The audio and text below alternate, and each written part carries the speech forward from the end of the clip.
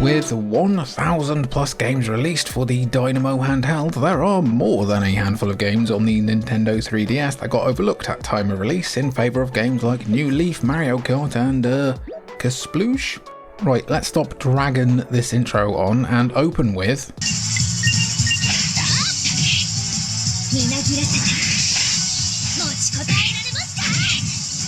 As well as sounding like an illness your cat might get, 7th Dragon 3 code VFD is the first of its series to receive an official English localization. It's also currently the final entry in a series that's never really had a good marketing push behind it. The 7th Dragon series places dragons front and centre as an invading species that has Earth under siege. Imagine, right? Reign of Fire, but with more waifus. 7th Dragon 3, set in the year 2100, stars a customizable set of characters recruited to help fight back the Dragon Menace. 7th Dragon 3's character creation is quite robust, featuring lots of character art and voices to pick from, and unlike fellow dungeon crawler Etrian Odyssey, none of these choices are tied to the game's varied classes. The party you create will be sent into dungeons to explore and fight the enemies within. The game's use of time travel allows for a variety of eclectic biomes, from ancient advanced civilizations to medieval kingdoms in the far future. Though the dungeon crawling takes after its peers of the time, the turn-based combat is where the game truly shines. It doesn't break new ground, but 7th Dragon 3 does a great job at shaking up the many character classes, giving each one a special gimmick and playstyle that makes them feel distinct. For those looking for a different yet familiar twist on the dungeon crawling RPG formula, 7th Dragon 3 is a perfect fit. Right, next up, Outrun, but more purple.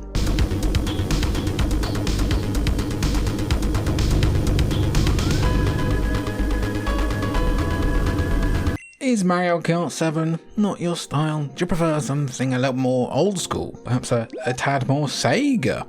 80s Overdrive has you covered. This pixel art arcade racer is the perfect bite-sized experience for those looking for a nostalgia hit while on the go.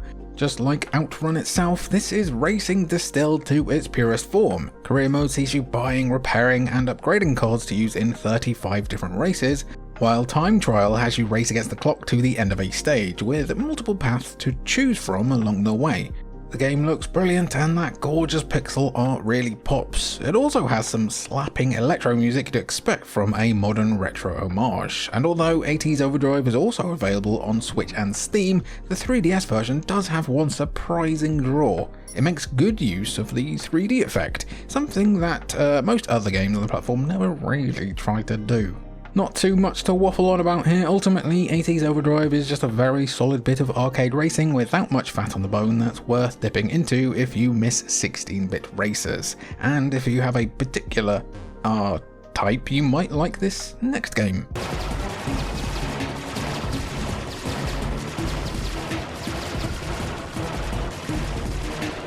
Developer Shinnen Multimedia made a bit of a splash with the Switch's fantastic F-Zero and Wipeout alike fast RMX, but they've been around for quite a bit longer than that game. Though their early work features a handful of licensed games, they've also put out some original titles, like Nano Assault for the 3DS. While Nano Stray on the DS is your typical sci-fi scrolling shoot-'em-up, Nano Assault shrinks things down to a microscopic level. Your job is to stop a deadly virus, and so you have to do that thing every animated show seems to do eventually, and shrink down to take the fight directly to the contagion within the cells themselves. Nano Assault's gameplay takes several different forms, ranging from twin-stick shooter stages to rail shooter battles similar to Star Fox. Nano Assault's art style and visuals are really quite bloody lovely. Despite being released in 2011, which was early into the 3DS's lifespan, it's a pretty good indication of what the magic handheld could do. Interestingly, Nano Assault actually received an updated re-release on the eShop titled Nano Assault EX.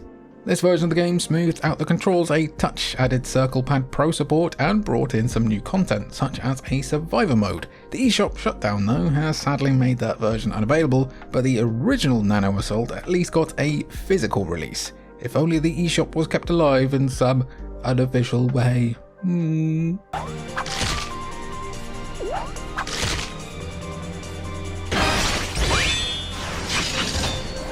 Made by a talented team known for their work on RPG greats like Final Fantasy, Saga and Suikoden, the Alliance Alive took the feedback from Cattle Call's The Legend of Legacy to heart to help deliver a much better game. The narrative, which was written by the late great Suikoden creator Yoshitaka Murayama, is set in a world where demons have invaded and subjugated humanity for over 1,000 years.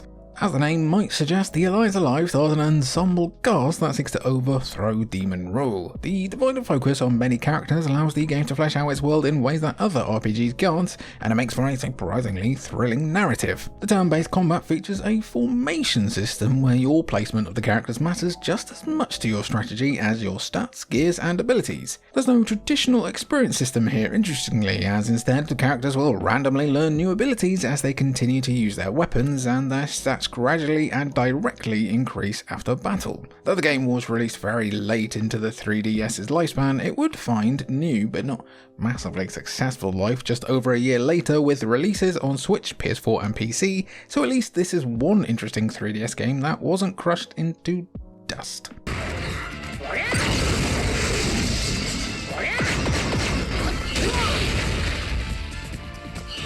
When talking about hidden gems, it doesn't get any more hidden than something that was never even released in the West. Developed by our mates at Treasure and published by Capcom, Geist Crusher for the 3DS is one part of a larger multimedia franchise that includes a manga and anime, as well as this remake called Geist Crusher God that included new features. The game is an unabashed anime brawler that takes place several decades into the future.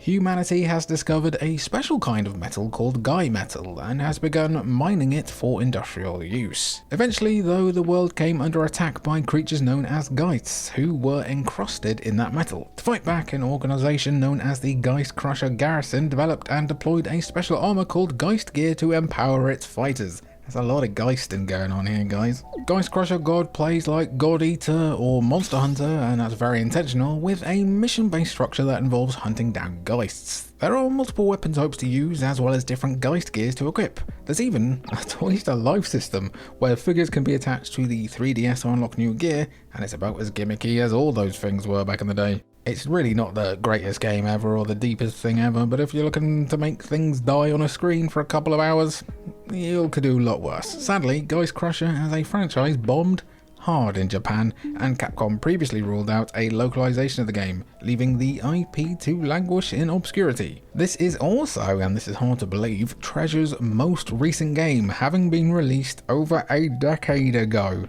Time to liberate them both?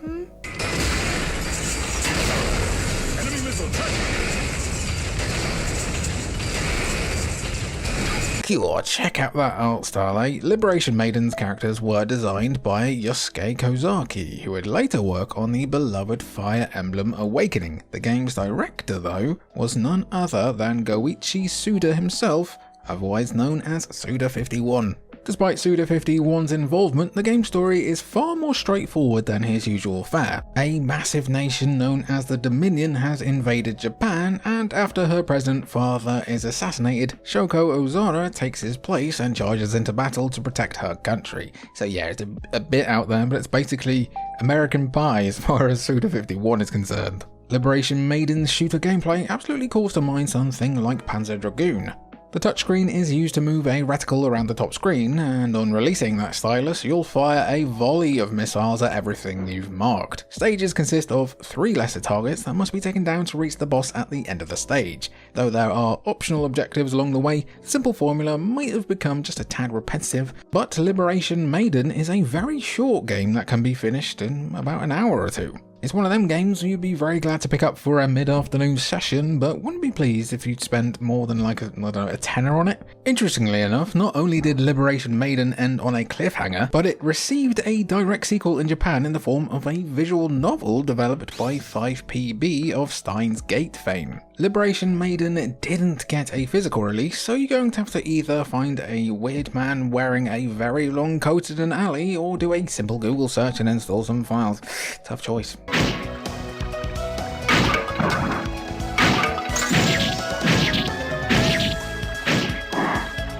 For players who enjoy both Diablo and games that have a Sengoku Japan aesthetic, Sadami, not Sod, Sad is the perfect bite-sized experience for the 3DS. This hack and slash game sees you picking between 4 different characters before challenging a variety of stages to stop a demon uprising led by that old bugger, Oda Nobunaga. The controls are simple and intuitive, with each character having light, heavy and special attacks as well as magic at their disposal. As you'd expect, there's also a lot of loot to find, and loot is shared across saves to encourage players to try out every character. Characters from your other save files or even other players via Street Pass no less can even be brought in as AI helpers, which gives the game some nice replay value. Crucially though, you don't have to finish a run with a given character for them to be available as a helper in other save files. I wish more games would do something like this. It's such a cool system. You'll effectively be able to play all 4 campaigns simultaneously instead of in a sequential order. That was a tad repetitive and really quite easy overall. Sadami is a short but sweet experience brought to life by a pleasant art direction, and if you've never played Diablo before or looking for some Diablo on your 3DS, you know where to turn. It never got a physical release, so you should know specifically where to turn for this one, matey. Apropos of nothing, I loved it when H from Steps opened his own shop. Look at the good old H's shop.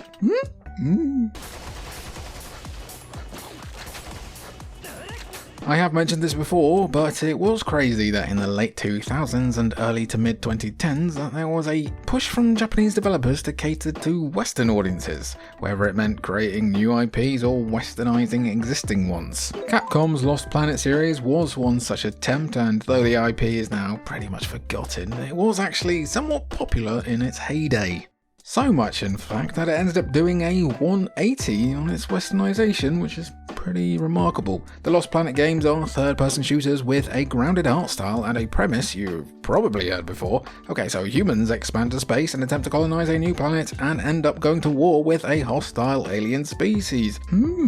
So it might be a bit of a surprise then that the 3DS and PS3 saw the release of a Lost Planet spin-off in late 2012 that takes things in a full-blown anime direction. EX Troopers may share its setting with the Lost Planet series, but it fully embraces its anime sensibilities, complete with a stereotypically gutsy shonen protagonist. The game builds on the third-person shooter foundations of Lost Planet, but adds in jetpacks, which are always cool, and some melee combat to make a much faster-paced experience. Though EX Troopers is a charming, eye-catching and bold spin-off, it sadly never made it west due to the effort that a localization would have required and because Capcom were just kind of weird back then. Thankfully, fan translations are available for both the 3DS and PS3 versions of this hidden gem for anyone who's ever come by a search engine before.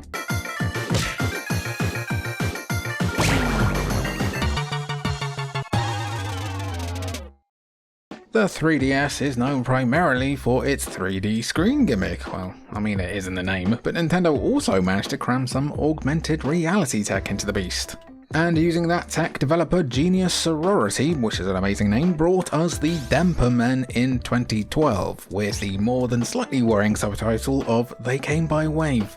Oh dear. This eShop curio is a dungeon crawler RPG with turn-based combat reminiscent of Dragon Quest. Its main twist though lies in its use of augmented reality technology to find and capture those Denpa Mans, who are cute humanoid creatures hidden within radio waves. Locating them means visiting a variety of different real-life Wi-Fi hotspots, each of which spawns a different set of Denpa Men. Keeping a big old stock of big old Denpa Men is critical to surviving the game's difficult dungeons, as you'll need to be able to adapt your team's elemental coverage to suit the environment. Think Pikmin, and you aren't a million miles away. What the game lacks in dedicated story, it makes up for with charm and personality, with the Denpa Men behaving as more than just creatures to bring into battle. The IP carved out its own niche with multiple sequels released on 3DS, as well as a free-to-play entry on Switch. Unfortunately, the 3DS eShop closure means most newcomers will only be able to experience this obscure series on Switch, and that's a shame.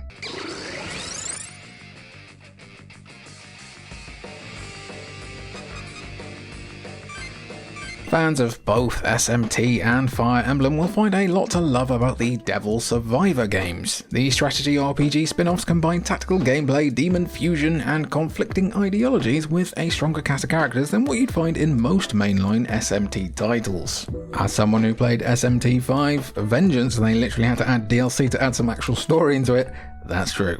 Both games have similar premises in which demons emerge and begin to wreak havoc in Japan, with society falling into chaos. To survive, the protagonists must learn to tame demons, overcome disasters, and avert predicted deaths seen in phone messages. Yeah, despite that, Devil Survivor 2 has a lighter tone with a lot more humour than you'd expect from an Atlas game where society is quickly collapsing. They love doing that, they do. Devil Survivor 2's gameplay is a hybrid between strategy RPGs and traditional turn-based games. Characters move around on a grid-based map with objectives to fulfill, with positioning and tactics being critical to survival. As with Atlas's other games, striking enemy weaknesses in turn-based combat and landing critical hits can reward extra turns, and yep, it's as fun as the devil was. In addition to the multiple endings already present, Record Breaker also introduces a lengthy after-story of sorts that introduces new characters and endings. This updated re-release also added new mechanics like Street Pass integration and voice acting. Respect Street Pass, this is the definitive way to play one of Atlas's and the 3DS's best hidden gems, and it's a 3DS RPG that won't cost you the world if you want it physically, which is always nice. Outro gang, my bag of clementines during a constipated episode. I've had enough. There has just been ongoing construction work outside for what feels like 2 months, and I can't record when I want. I can't go to the bathroom when I want, because when I open the curtains there are dudes there. Like, I've had enough. If you know how to like plant, like, I don't know, like nuclear waste on a building site so that they go away, let me know down below. If you've got a nuclear waste guy, please drop his number down below. I've been Jimmy for Cultured Vultures, slowly losing his mind. You've been beautiful, and thanks for watching.